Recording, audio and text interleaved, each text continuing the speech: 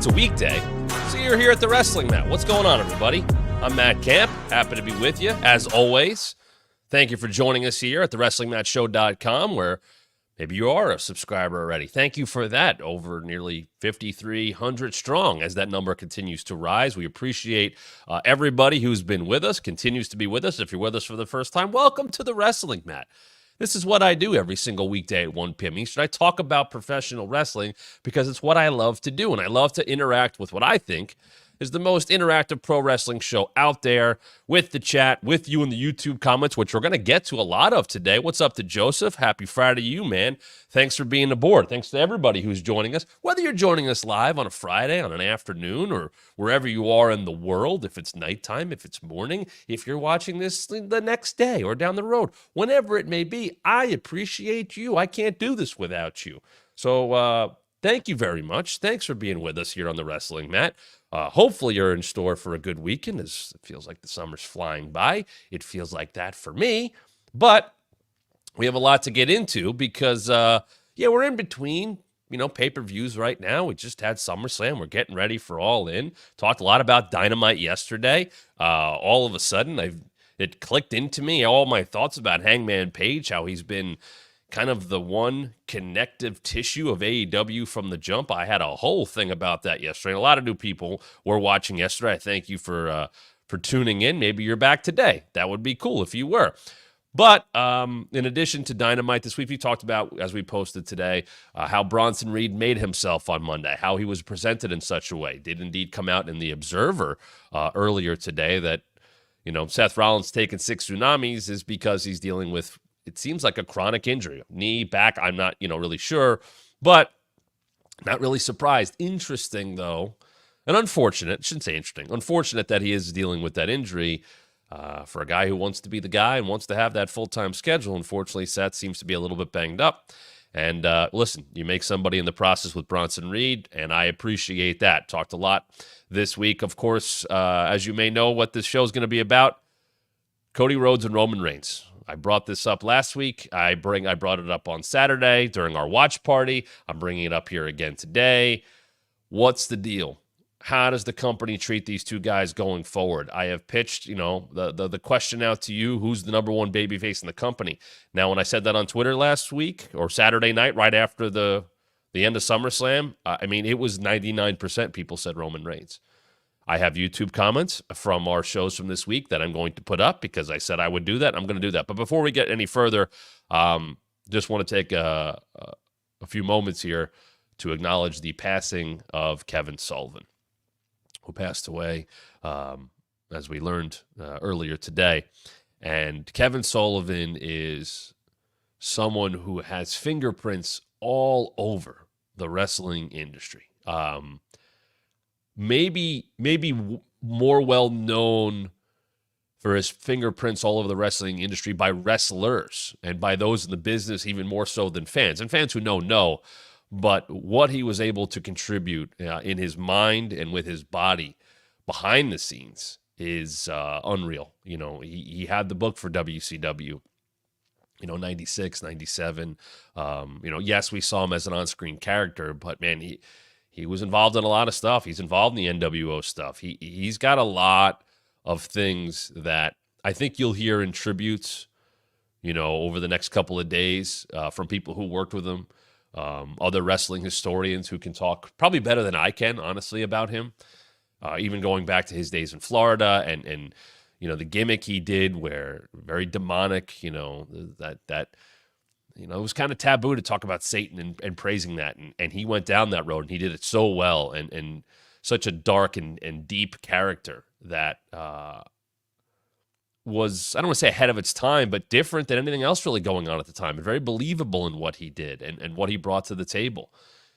And he certainly will be missed. You see the outpouring of support for him. I know he had some health issues as of late, but even, now that he's passed, you see so many people talking about him and sharing experiences. Steve Corino had a great post about him today about how he was a second wrestling father. And, I know Kevin Nash has always talked about him on his podcast and continue to talk about him. But, man, he really helped a lot of people, and he worked for a lot of different places.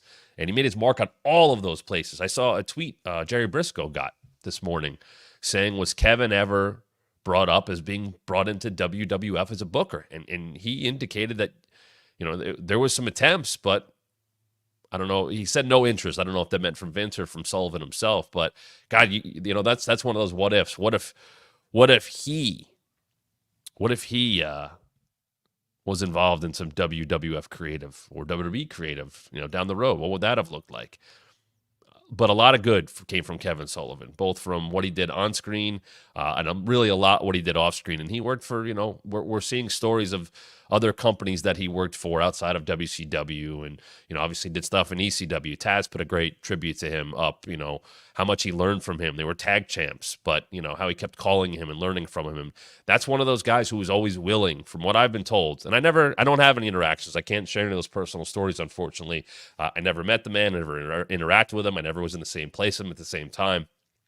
But how much he left his mark on people and was still willing to give advice. And definitely one of those people you could pick up the phone and ask about what he thought of what you were doing or what you could be doing or, just his thoughts on the business. Still very sharp on that. And some people have that mind and some people evolve with the times, and he certainly did.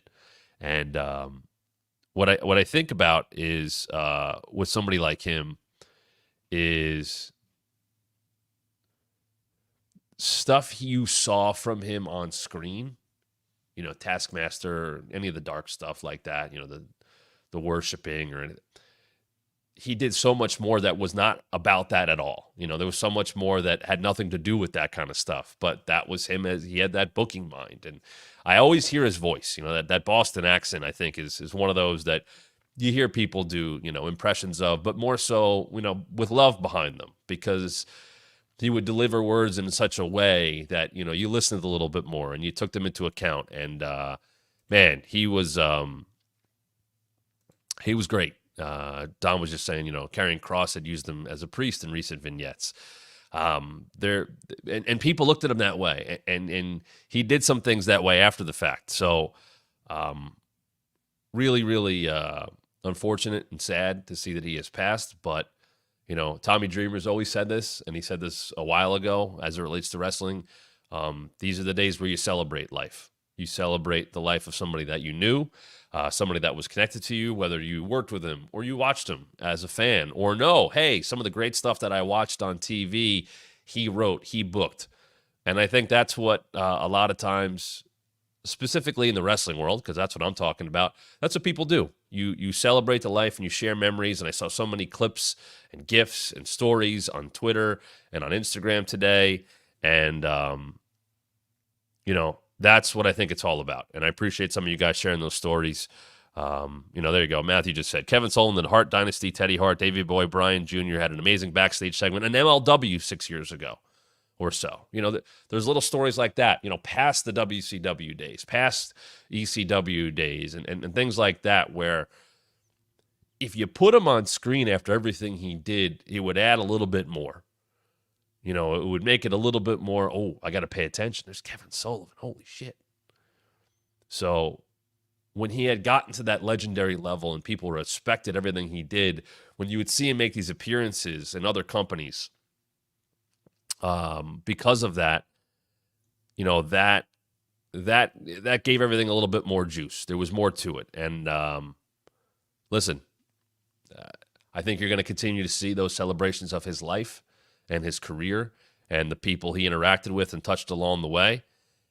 And I hope more people do that. So certainly rest in peace to Kevin Sullivan, and best thoughts and wishes and condolences go out to his family and friends as they celebrate his life. So that's what we like to do, here on the show. We like to talk about those kind of things and like to talk about the people that influence the business and how we can all talk about those things going forward in a positive way. So I appreciate you guys sharing some of your thoughts, some of your memories, and definitely continue to do so as we continue on with the show. Because like everybody I think says in these points, there's no easy transition. But let's talk about what's going on in the other side of the wrestling world. What's going on with SmackDown tonight?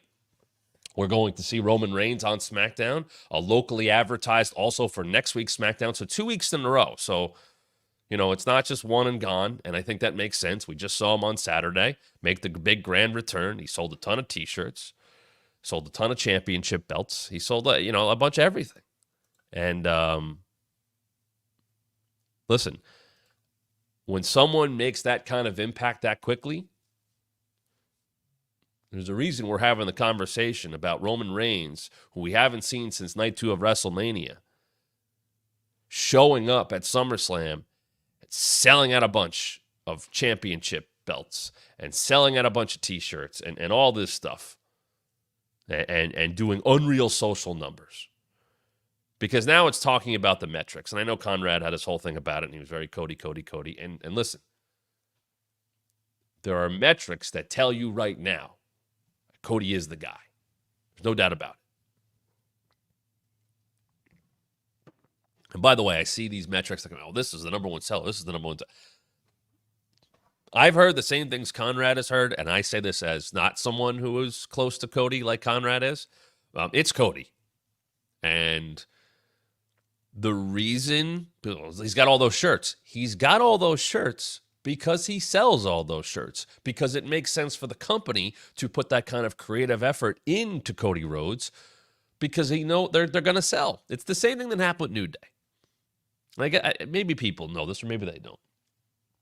When New Day was launched, which is about 10 years ago, like now, unreal. It's been 10 years. They were that heel group and the preacher thing and all that stuff, and they got it where they needed it to go. And they have told the origin stories of the New Day. If you can, I know it doesn't exist anymore, but the New Day pod, some of the early episodes, they talk about the names and all that. There's great stories there, but they talk about how, there was a struggle to get merch, and people were saying New Day sucks. So they take that and go, well, wait, New Day sucks. Are you chanting for New Day socks? And then New Day socks were created, and they were in that old color scheme, which was like gray and neon green and orange. I own a pair of New Day socks. I was behind those guys. As I've talked about many times in the show, what they mean to me as humans, as friends, what they did for me when I was with them in WWE. But I was a fan of all of those guys, and I bought the New Day socks. And then there's a shirt, and then they formed into the group that I think people knew and loved, and then here comes shirts, and here comes more shirts, and here comes unicorn heads, and here comes booty. They got all that stuff because it sold. They got more opportunities because they were selling everything they put out there. And all of a sudden, there's 3 New Day shirts at a time, and there's, Bootios and FYE, and there's unicorn, these things, and the Bootio lunch, the Bootio cereal box at WrestleMania 32. That's all because it's sold. You have to prove yourself to the company. If you're not a feature act, right? And there's been great stories told on podcasts from first-person accounts or second-person accounts of, well, I went to creative services, and this is what they had for me. This is what my look's going to be like. This is this. This is that. I saw one the other day, a diesel thing that was put together. It looks completely different. Actually, I had kind of like Joker colors. And Kevin responded, I had them make that jacket for me. But those things change. One of the first things we ever posted on the Wrestling Mat 23 account was markup or workups that I took pictures of from the WWE warehouse of the Hart Foundation and their logo and what the original barbershop is going to look like. That's how that all gets started. Now, not everybody gets that. Not everybody is going to be presented in such a big way, or what the character is going to be. Not everything is like, well, we got to get merch out for them. They're going to some people, the ringmaster. Steve Austin was the ringmaster. He was a good hand. That's what he was brought in to do. Not have merch. He was with Ted DiBiase. He had the $1 million title. That was it. I mean, shit, he showed up in green trunks for a time. But what did that turn into? He submitted that Austin thing. He put that together. Then it sold. Then it sold. Then it sold. And then what happened? He had a bunch of shirts. And it's even crazy now. Because now you don't just get one shirt released. It's like usually 2 or 3. I remember it was a big deal when new Austin shirts came out. First, there was 316. You had the blood one with the blood from a stone. You had the one where his hands are up and the rattlesnakes are coming out of it. You had the jersey. Well, that was a big deal. You had the black shirt with the orange silhouette. But it was like one at a time. But it was almost like they would let them all sell. The NWO shirt. Still selling to this day. Kevin Nash, the estate of Scott Hall, I assume, and Hogan are still making money off those shirts. But they had the black and white shirt first. And then, there'd be and then there was the red and black shirt. And there was, little alterations. But they sold. But now, every time I see a Cody merch drop, it's 2 or 3 things. Oh, there's his dog. Punk, another one. There's his dog. Here's this. Here's the old stuff from 10 years ago. Hell, put that out there again. That's why everybody wears their shirts. That's why guys wrestle in shirts. They want them to sell. But if you're selling, you get more. That's how that works. So Cody is a great merch mover and very likely the number one merch mover. Yes, he has the shirts to sell, the merch to sell. Yes, he has more than most people do, but it's because he's moving merch. LA Knight got that.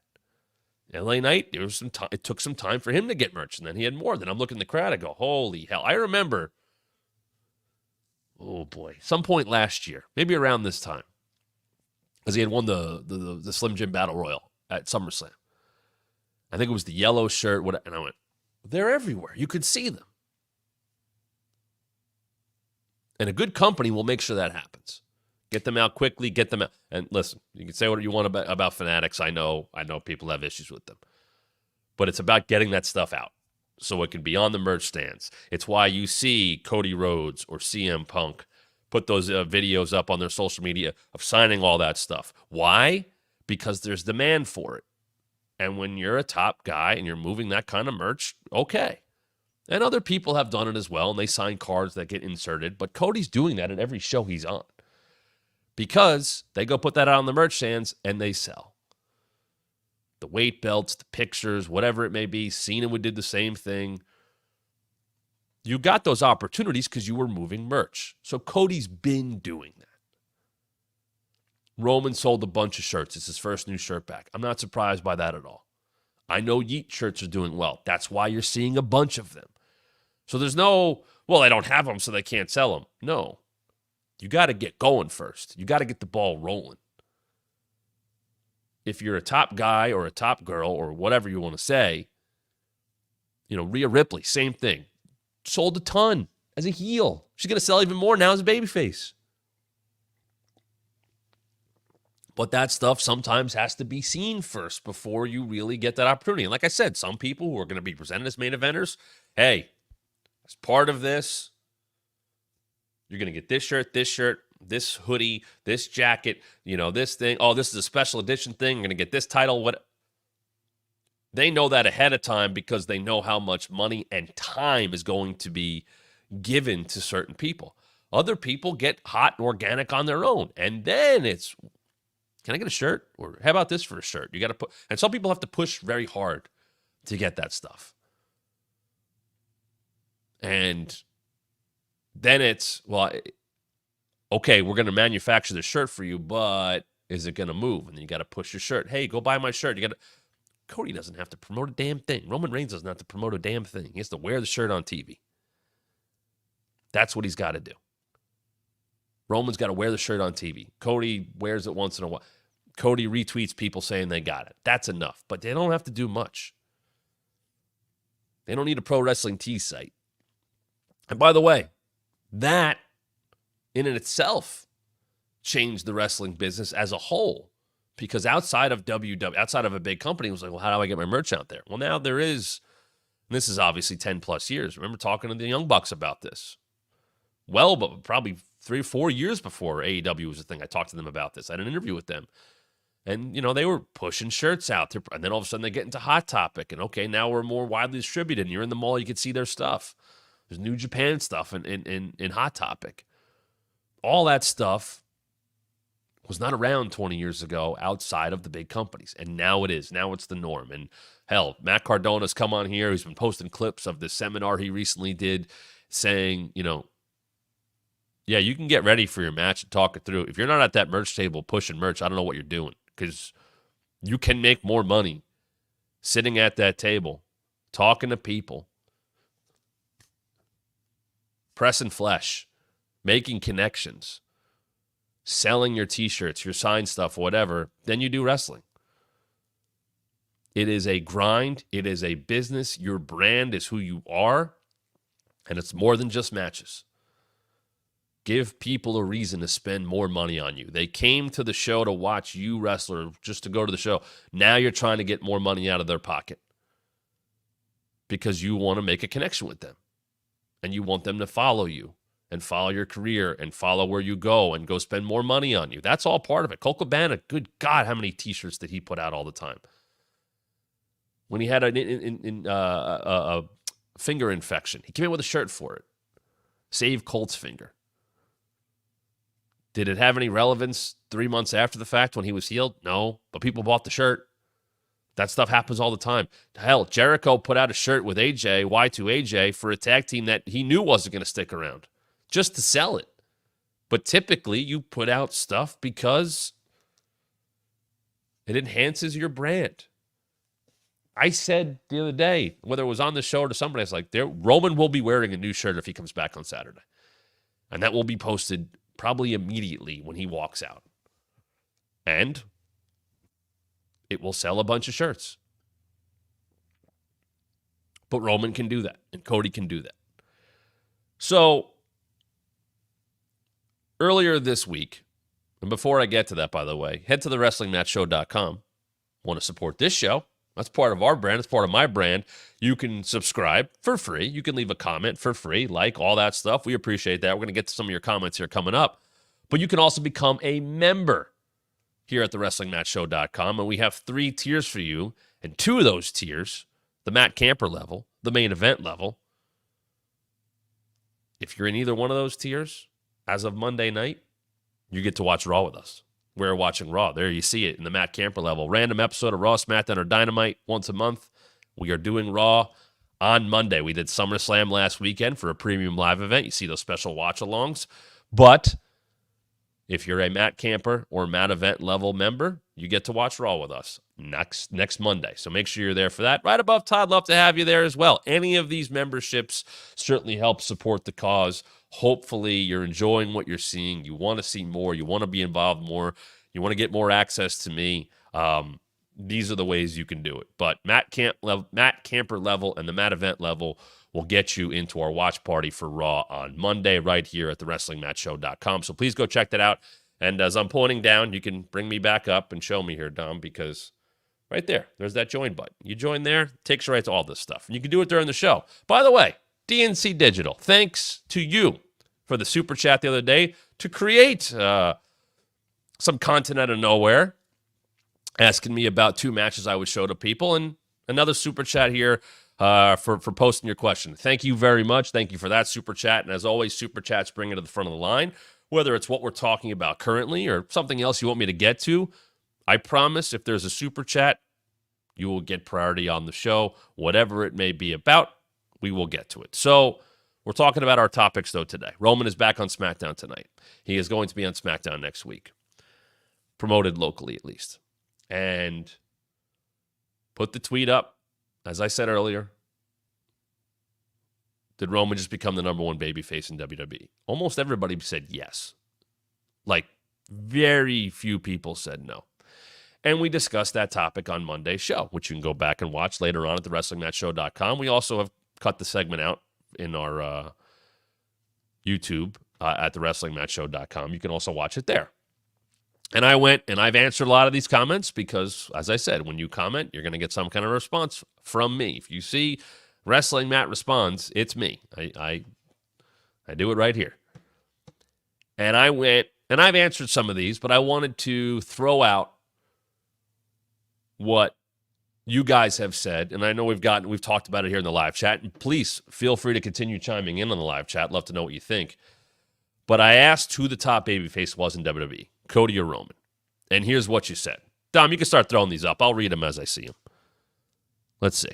So Patrick Watkins says the OTC sold 800,000 worth of shirts in 2 hours the night of SummerSlam. Enough said. There you go. He did that. Now, that is a credit to Roman, but that's not to say that Cody doesn't also move merch. So yes, merch moving at a high level for Roman Reigns upon his return. His first babyface shirt in 5 years. There you go. Moving on. Let's have another one there, Dom. This is from Raw Truth. Roman is dialed all the way in now. He's not a face, more like a Stone Cold. He will battle with anyone in the way.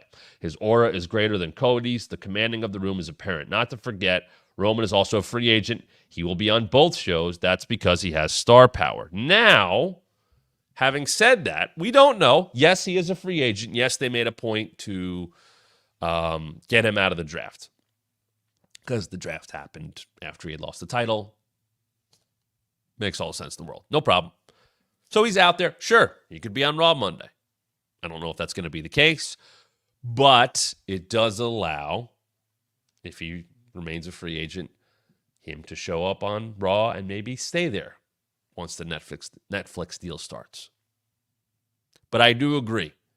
There is a presence about Roman Reigns that is undeniable, that he has had since he came back in 2020 at SummerSlam 4 years ago.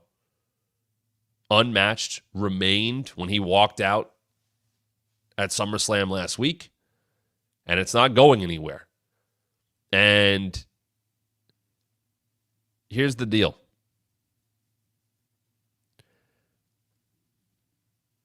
When it comes to having that kind of presence, having that level of respect from the crowd, no matter who you are, that's undeniable. But you got to get to that point in your career. Like Roman didn't have that presence, even though he was pushed that way on the first real big babyface run, where they were like, that's the guy, and he's the guy, and there's nothing you can do about it. You better cheer him. Oh, you're booing him? Well, nope, he's still the... Not a damn thing is forced about Roman Reigns now, nor has been over the last 4 years. Now, let's go to another one here. YouTube comments. This is from Black Dragon. I think as fans, we have to realize Roman probably can't have a full-time schedule. This is just me saying it. But from his documentary, he's taking that medication every day to stay in remission. That has to take a toll on his body. Think how much he worked straight before he started taking breaks, like 2 years straight during a pandemic. He showed up. And he was there, so, deserves to be a spectacle and keep his aura and not be oversaturated. Now, there's a point here that certainly matters, and it's a different conversation of who's the guy. Roman did work a lot during, once he came back. Once he had a new contract, and he wrestled, 11 times last year, and he's wrestled 3 times this year. And I saw people... And I was around for this, giving he shows up when he wants to. And I was like, are you mad that Roman Reigns, the character's not around? Or are you mad that Joe, the human, signed that contract that the company agreed to because he has earned it and or may need to have that kind of schedule based on the fact that he's dealt with leukemia. And I would say, taking that medication, in a way, continues to deal with it. We don't know that. And we don't have any right to know that. Whether you're talking about it as a HIPAA thing or just the fact that it's none of our damn business. I happen to think, and believe me, I had to talk about this stuff all the time. I happen to think that it made him a bigger deal that he wasn't around all the time. I didn't need to see him around all the time. And having Paul Heyman was a big part of that. There's no doubt about it. It makes you more special. I would even go as far to say, as that with a Cody Rhodes around, and the fact that they do have so many over baby faces right now. Rhea, Priest, Punk, obviously Cody, Bianca when she's used correctly, Jey Uso, there's LA Knight, over, big time, reactions, moving merch. Maybe Roman doesn't have to be around all the time. Maybe there is that, hey, it's more special if he's not around. Punk hasn't been around all the time. I don't need to see Punk all the time. We'll see if that changes now that he's healthy again. Is he a weekly Raw television character? Is he a monthly wrestler? Is he wrestling on Raw? Still haven't seen that yet. Punk hasn't wrestled on Raw in 10 years. That was his first televised singles match in over 10 years for the company. Does that change? I know how he's used in AEW. He would wrestle some up-and-coming guys here and there. Did it feel like it mattered, though? I said this earlier. I said everything they've done in the 7 months with Drew and Punk has been about getting people to get excited about when they will finally have that match. The match is what it was, but I don't need to see Punk wrestle all the time.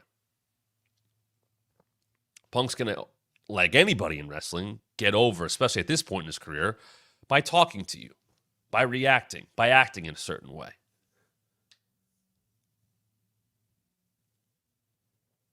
And I think it allows you to promote differently. Yeah, there's going to be people that are on the show all the time.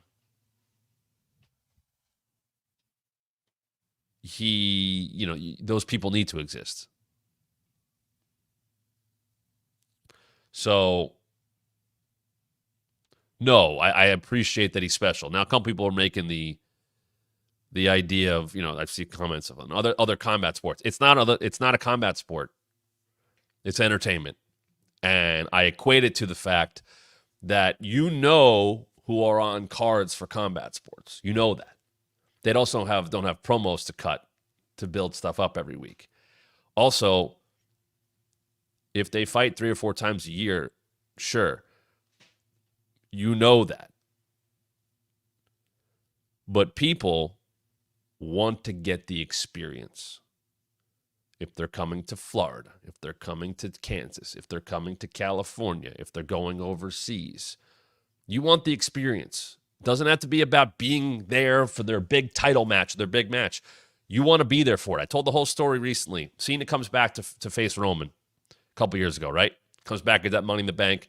He's going to wrestle Roman. He says he's doing the tour. He's sticking around. He wasn't on TV very often. But he was on a lot of shows. And when the shows went off the air, guess what the first music to hit was? So people would stay there because they knew what they wanted. John Cena. That had nothing to do with him being in a storyline. That happened. That was about people paying their money to see him live. Not about a title match. Not about a pay-per-view. That was about a kid wearing his John Cena hat and his t-shirt wanting to see him live. Not caring that Raw was off the air or SmackDown was off the air. It's a different argument. It's a completely different argument. It's why they put dark matches after shows. It's why when Cody was on Raw, he was working SmackDowns after the show went off the air. It was more bang for the buck. And that's what a good business does. And we're going to show you some numbers here. Shout out to WrestleNomics. We're going to get to that. Not yet, but coming up. That stuff moves tickets. When Cody puts up his schedule and you see Raws on there, or when he was on Raw and you saw SmackDowns on there, it's because he's a draw. Roman was also doing that. Roman was getting added to Raws, sometimes on the show, because Vince would break the rules of his own rules of the, who's on what show, but also for the dark matches. Hey, we're not moving as many tickets here. Let's put the Bloodline on this show. We'll promote them locally. They're going to appear. Yeah, they appear after the show. They're in a 6-man tag in Cena and Dom and Ray. That's enough for people. It's not about the story. It's about getting the experience of seeing. I got to see Roman Reigns do the entrance. I got to see him do this. I got to see him hit a Superman punch. There's clips from those matches. Heyman's fucking around. He's jumping into the crowd. Roman's jaw-jacking with people. There are great clips of when Roman was working some house shows of him going back and forth with kids. Now, they got that experience. He had fun with it.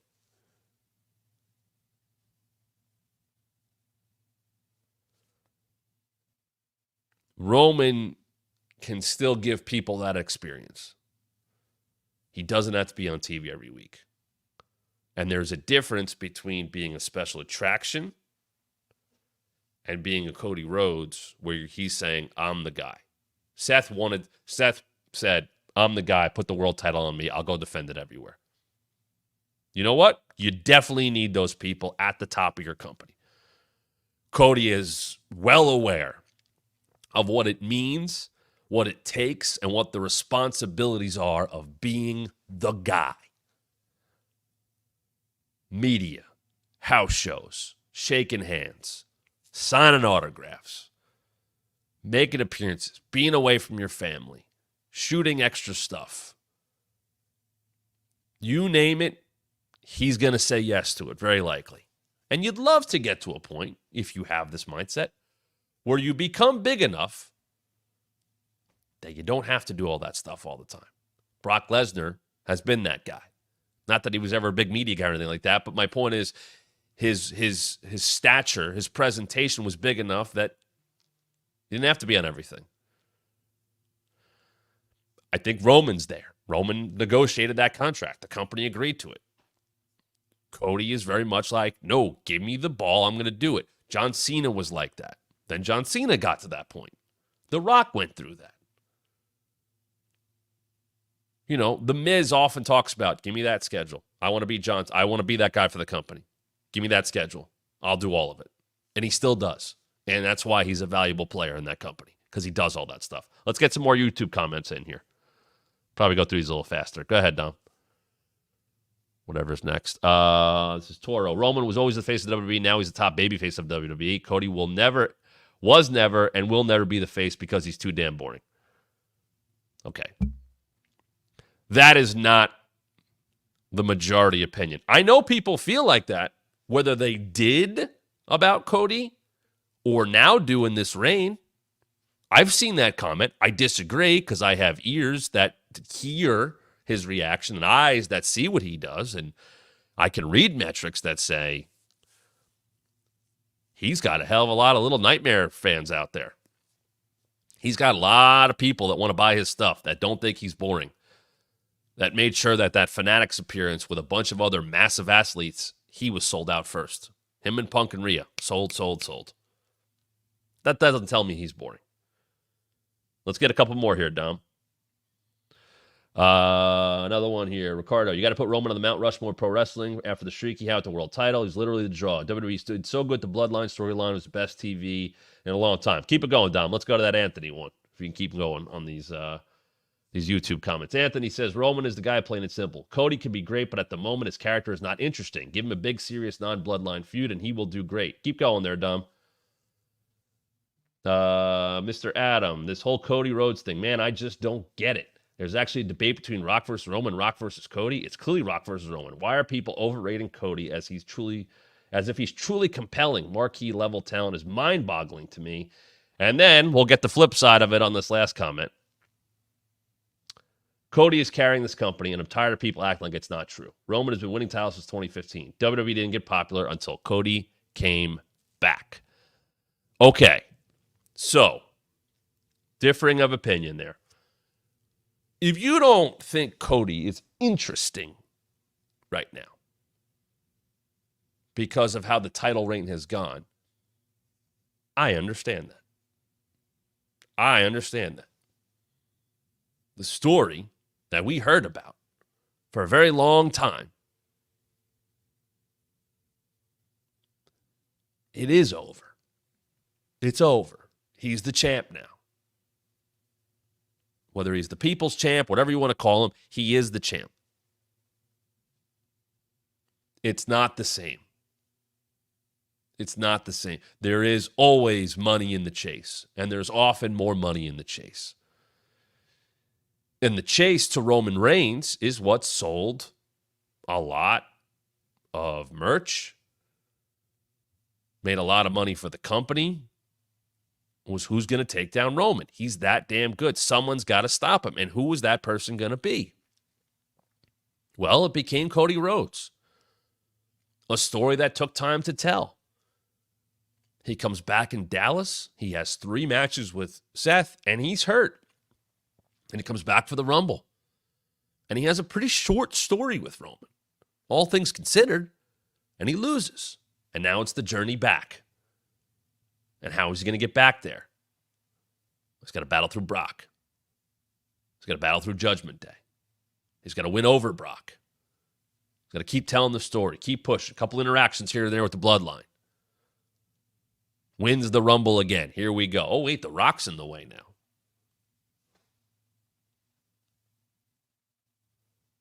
And that continued. But Cody was absolutely, and this is the thing I don't understand when people are knocking Cody. Cody Rhodes and the level of which he was over, whether it be just connection with fans, the merch he was moving, the tickets, everything said that guy's over. That guy has made the money for this company to be the guy, to unseat Roman Reigns, to the point that people would have rejected not Rock versus Roman as a whole. Let me make that very clear.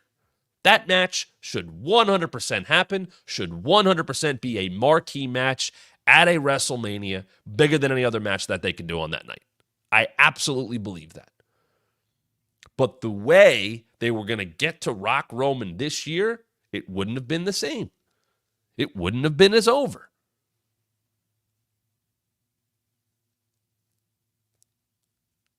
Because there was a stink on it. Because this was Cody's year. If there wasn't a Cody Rhodes level person around, and I remember having this conversation with people on that day, that night of that day one Raw, and the days after I went, they might have to do it. You can't, I said these exact words. You can't throw away Rock Roman. You can't throw it away. Cody hadn't won the Rumble yet. We weren't sure if he was going to win the Rumble. I remember pitching I didn't want him to win the Rumble. I wanted the road to be a little bit more difficult. I wanted the bloodline to run in and throw him out of the Rumble. And he had to battle through Chamber or something like that. They didn't do that. He won the Rumble. He pointed to Roman, and off we were going, and we heard the reaction. And then I was like, oh, okay. And then obviously things changed, and someone had to understand that it wasn't his year. And he put his glasses on and his booking hat on. He's like, I'm going to be a heel now. Okay, sure. Which worked, by the way. But it was Cody's year because of everything he had done, because of how much time and effort the company had put behind Cody.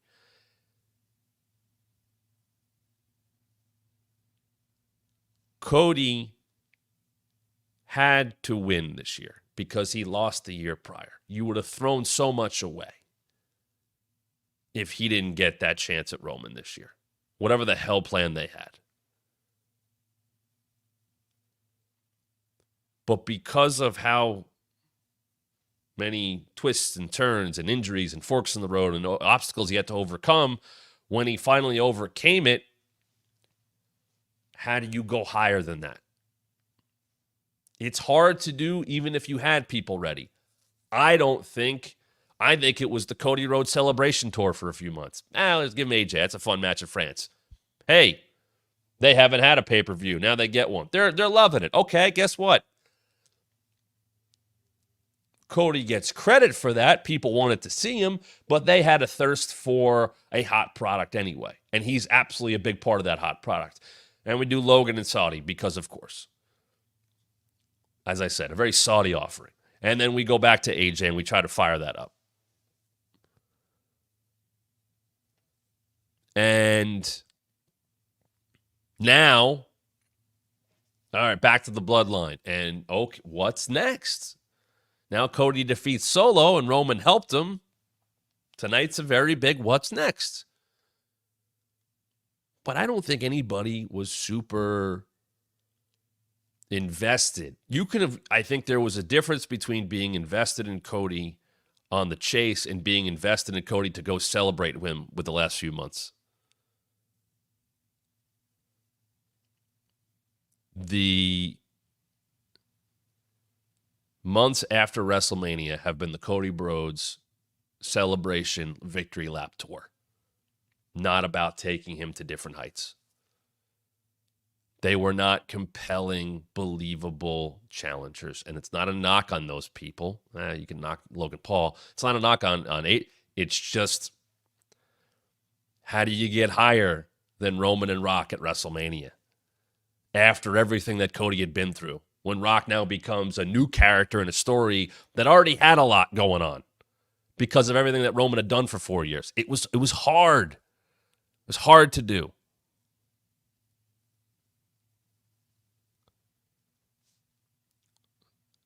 Now, I also get the people that love Cody Rhodes because there's people that love Cody Rhodes because they know his dad. They love Cody Rhodes because they love his story. They love Cody Rhodes because they watched his journey when he left the company and came back and followed him and saw what he did. Indies, Ring of Honor, New Japan, AEW, coming back, being way more over. Stardust is a faint memory, and that was cool.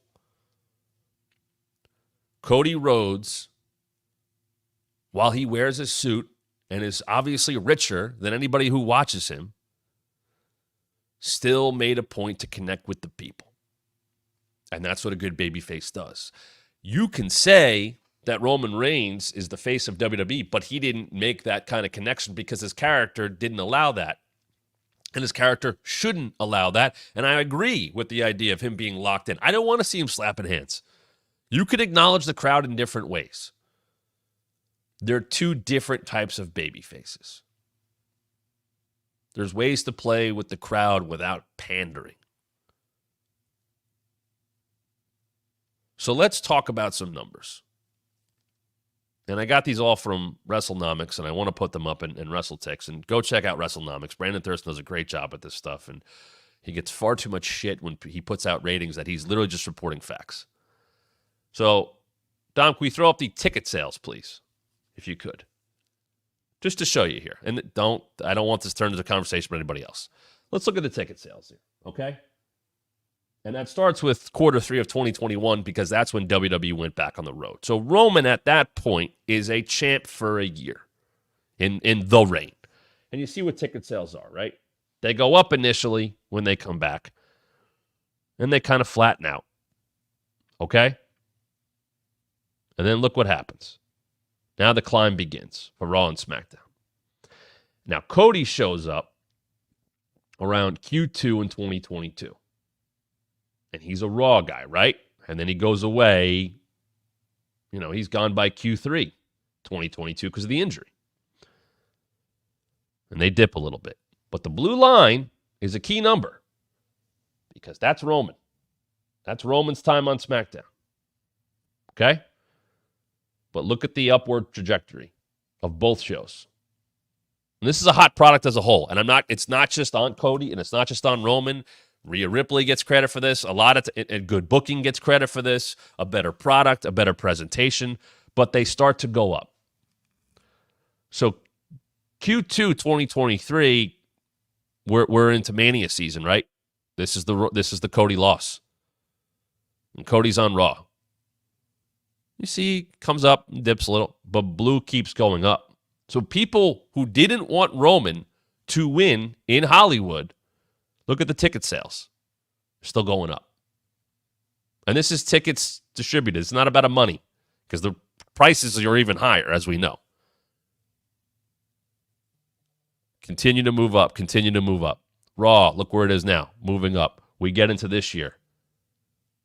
Shooting up high. But look at where they were. Both guys are clearly a major draw. Let's move on to the ratings. Because the ratings, obviously, we can get into pandemic-era stuff, although it's a little different.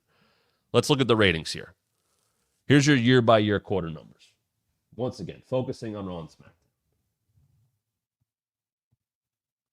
Now, TV 4 years ago is far different than it is today. Cord cutting, availability, ratings are down across the board. And you can look at, obviously, the AEW stuff, but they're down. But look at SmackDown coming back up. And look at where it comes back up, right? Roman Reigns starts his run in Q3 of 2020. We're all at home. By Q3 of 2021, we're back. They're back on the road. And we watch Roman do his thing. And you see the numbers start to come back up. Give me that year-over-year comparison, if you could, Dom, the next one. A little more helpful. So here you go. 2021 Q1, Thunderdome era. Q2, still Thunderdome era. Q3, 2021 is when we start to come back. And you start to see the rises. SmackDown starts coming up. Raw starts coming up. Look how high SmackDown comes up. Q1 2023. Q2. Significant rises. Raw, up and down. For those that are not with Cody, or they're not with Roman, that middle section there, that's Bloodline. That's Cody. That's Roman Reigns. That's what that is. 100%, that's what that is. SmackDown was the Roman show. And the numbers you're seeing reflect that. Now, take a look a little bit more as we keep moving. They dip a little. They dip again. They dip again. Is that Cody? Is that lack of Roman? That's a fair question. You see, Raw's been down a little bit. Now, also think about this. Think about who's on what show at those times. Raw down. Now, Raw, don't forget, also going up against the NFL on Mondays, which has become more of a juggernaut, more Monday night games. And that is, anytime you hear about, they went up again, that does matter. That stuff absolutely matters. So those are just some numbers to take a look at. It's not the full picture. We don't have the merch sales. There's things like that. Here's my questions as we talk about how things going forward. Is Roman going to be around? What does his schedule look like? What is his schedule supposed to look like? What is he contractually obligated to do? Don't know those answers. Going to see how he's promoted. He's on SmackDown this week. He's on SmackDown next week. Is he on Bash at Berlin? I would guess no. I don't think they need him. I think he'll be on the next Saudi show. I would guess he's on Survivor Series. I could be wrong about that. They're running a significantly big place in Vancouver. Is Roman going to be around? Rob, good point. I'll get to that in a second. Is all of this a moot point if they're on different shows in January? And once again, what's Roman's schedule? Because I will tell you, Fox wanted Roman. They got Roman. They wanted Roman. They got Roman. They didn't get Roman maybe as often as they wanted, but for a couple of years they did. That reign, he's on a lot. When his schedule changed, whatever it was, the beginning of last year, then things changed. But he was on a lot. And then he'd hit a level where he didn't have to be on as much. But I think a Paul Heyman gets a lot of credit for that. Because he can keep things going. He can do this stuff. Call whatever it is. He can be the proxy for Roman. That goes a long way. That helps. What does Cody do next? Is he involved in Roman? Is tonight a, hey, you owe me one, but I'll get to you later. I'll cash that in when I need to.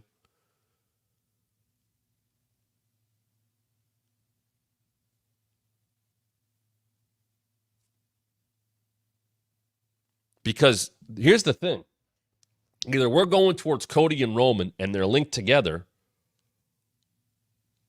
or we're going towards Roman and the bloodline, and where does Cody go? I don't have a clear answer for Cody after Roman or whatever happens. If Roman's going towards Solo and the bloodline, where does that leave Cody Rhodes? Who's the call? They just moved Randy over to Gunther, and he's still a babyface. So that ain't happening. And there's money in that feud, and you know I've talked about that plenty. Where are we going with Cody Rhodes, if not Roman? Is he tagging with Roman? Are we taking that into September and football season? Is that your draw? As you're going to move SmackDown over to USA Network, where Raw will remain on USA Network for a couple months? Where does that leave Cody Rhodes? There's intrigue in that. It's why we tune in tonight. It's why tonight we'll pop a big number.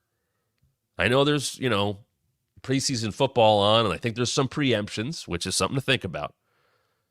And then, of course, what kind of schedules Roman is on.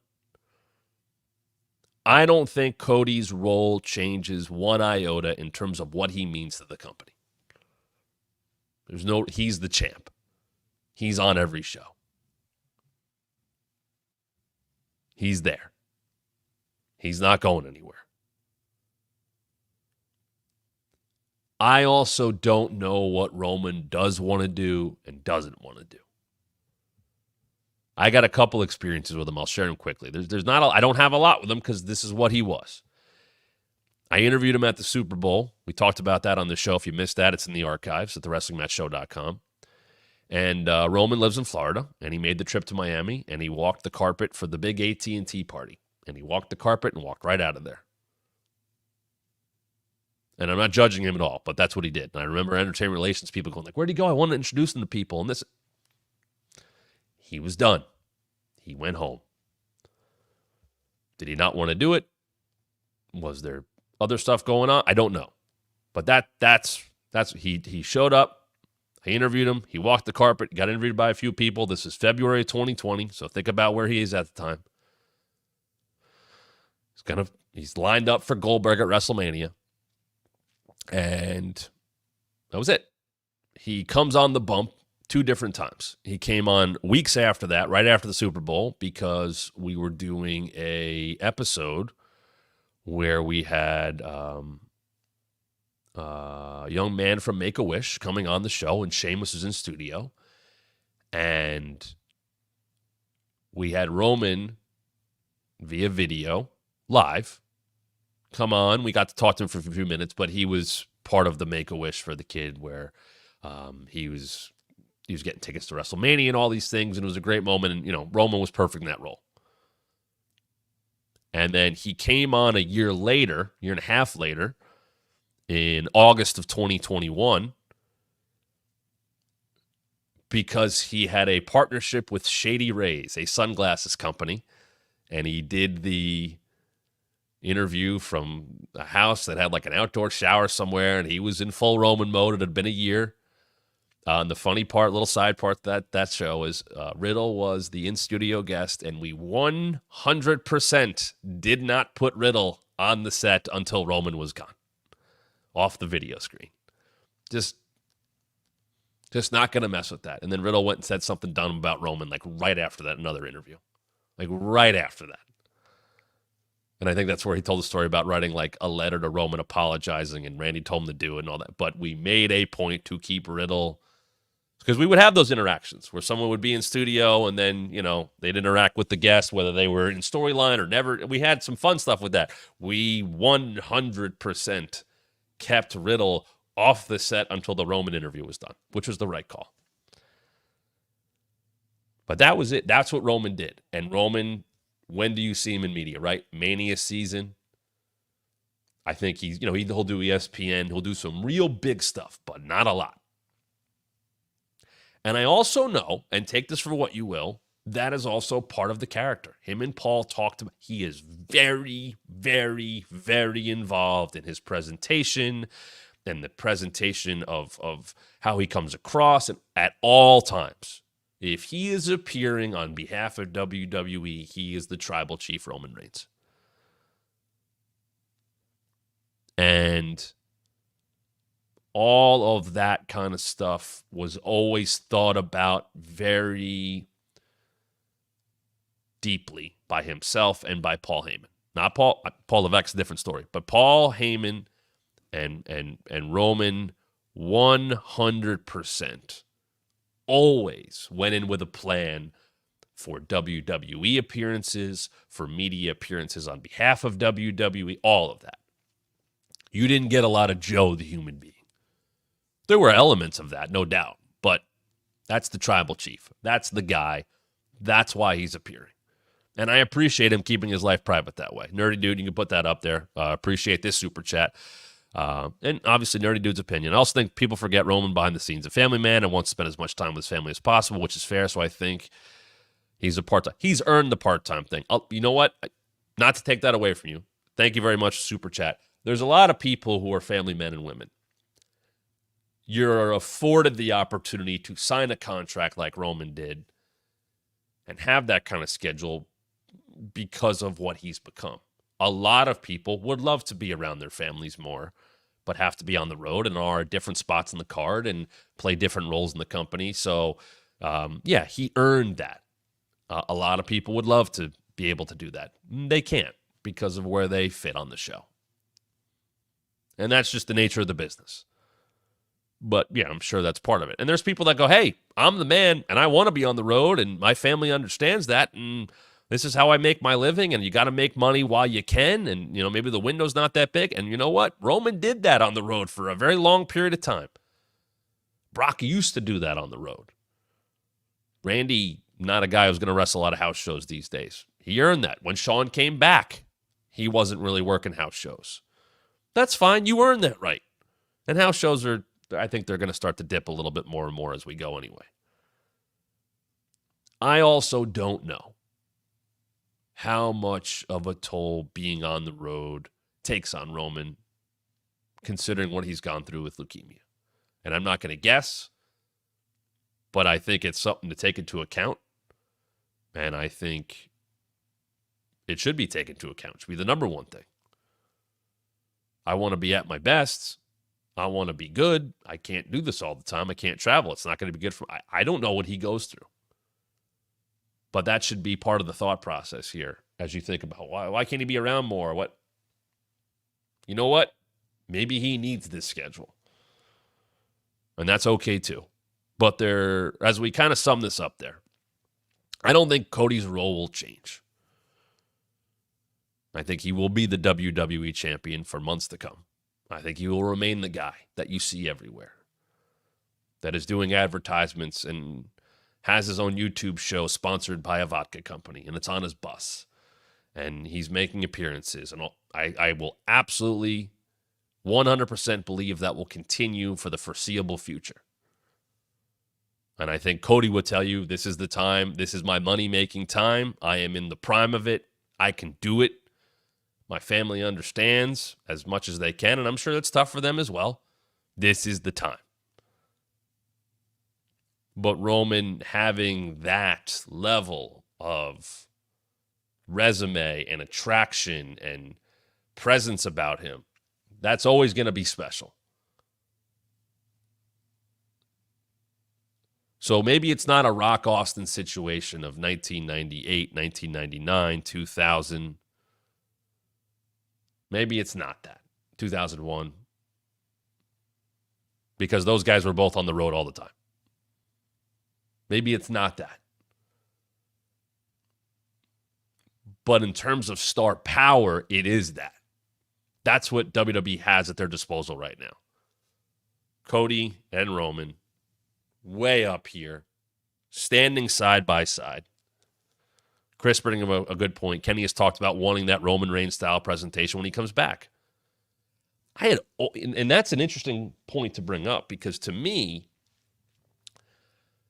when Kenny came over, or Shinsuke came over, or anybody who wrestled on that New Japan schedule, their presentation is not the same. They don't have Raw SmackDown.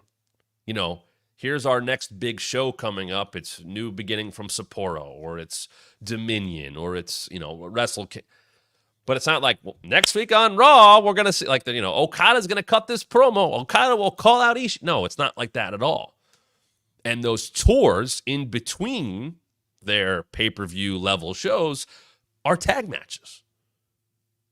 They're factional tag matches often. That's why there are so many factions in New Japan, because that's how they build their stories. So Okada's tagging with Chaos, and he's going to face Naito, and Naito's tagging with LIJ, and it's just tags. It's just tags. And they build to the singles match. Kenny didn't have a lot of singles matches in New Japan. Okada didn't have a lot of singles matches in New Japan. Shinsuke didn't have a lot of singles matches on a yearly basis, I'm talking about. Whereas you see the WWE numbers, and they're wrestling 100-something times a year. Kenny did adjust to that. Not to say he didn't work indies and work singles and all that stuff before he got big in New Japan, but it's not what their presentation is.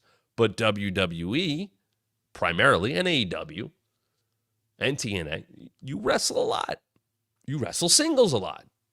You wrestle singles that matter. You wrestle singles that they need to main event Raw that week or Dynamite that week.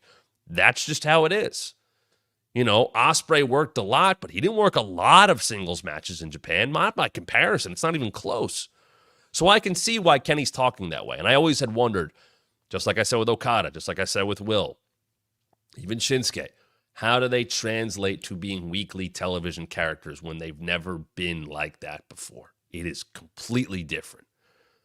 Kenny Omega singles matches, Okada singles matches were events. They were a big deal. Why? Because they didn't happen often. It's the same idea as Hulk Hogan not wrestling on every pay-per-view in WCW days. It's the same idea of Roman not wrestling on every pay-per-view, or Brock not, because it makes them bigger. You build to that. And you still need a big undercard, and you need other stars that are going to be there all the time. But there is a special presentation to that. I don't even want to see Cody wrestle that often on television. I want to see Cody on television, but I don't want to see him wrestle that often because I wanted to. Same thing with Punk. Maybe one TV match a month. And if it makes sense. I know other people do have to wrestle all the time, and that's okay too. But I also would like to see it that it's more special. And on top of that, guess what? It's going to preserve their bodies. Wrestlers talk about bump cards. Don't want to fill them up. Fill them up with meaningful stuff.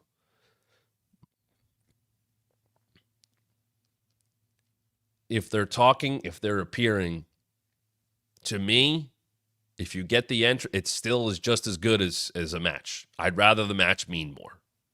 I am so happy we are over the era of rematch. Oh, these guys fought these guys, so we're going to build to the pay-per-view match they're going to have so they wrestle again.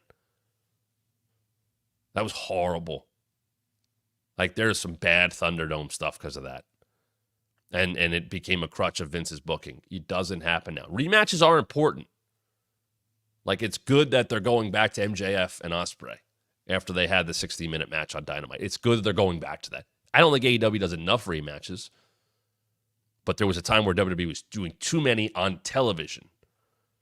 I'm all for multiple pay-per-views in a row where the same guys are facing off and you change things up or you change the setting or what the match is. Yes, but I don't want to see them do too much together on television if they're touching. It takes away from the match. So tonight, a roadmap, I think, will be laid out. Where Roman is going. And I'm about to say this because I was just going to say it anyway, but I stopped for a second. Where Roman is going will dictate where Cody goes. And maybe that answers the question that we were all talking about for the last hour and 10 minutes. I have a question for you. Are you a member here at the Wrestling Mat? You can do that right now. Right below, hit join. You can go to the WrestlingMatShow.com and go over to our memberships. Let's put them up one more time, Dom. Because there's 3 levels right above top. Todd, get in there at $2.99 a month. You see what you get there. if you're a Matt Camper at $6.99 or the Matt event. If you do that and you're in by Monday, you're watching Raw with us on Monday Night Live. Anybody who's in the chat, all the questions get answered. Anything you want, live reaction to the show, I'll be with you Monday night. That is part of what you get at the Matt Camper level and the Matt event level, and a lot more. Some of the stuff we've done already, some is coming soon. You'll hear more about that next week. So go check that out. Join below. Appreciate you being with me. Hopefully you all had a good week. You're going to get me not once, but twice if you're a Matt member when I'm back on Monday. Our weekday show, 1 p.m. Eastern, I'll be here for that. And if you're a Matt member at the Matt Camper level or Matt event level, you'll be with us for Monday Night Raw here at the WrestlingMatchShow.com. Thank you so much for joining me each and every day, live, after the fact, watching us. Like, comment, subscribe, become a member, share it with people. If you're enjoying what we're doing, I'd love you to share with others. I love the community we have here. A lot of differing opinions in the chat today. I love seeing that. Certainly a shout-out also to WrestleNomics for having all those great stats up. Brand does a great job. Head over there. If you like a little bit more of the business side of pro wrestling like I do, it's a great resource to check all that stuff out. And he's presenting those as facts because they are. So go check that out. Nerdy, great weekend to you. Great weekend to everybody out there. I will be back on Monday to talk about wrestling even more right here on the Wrestling Mat.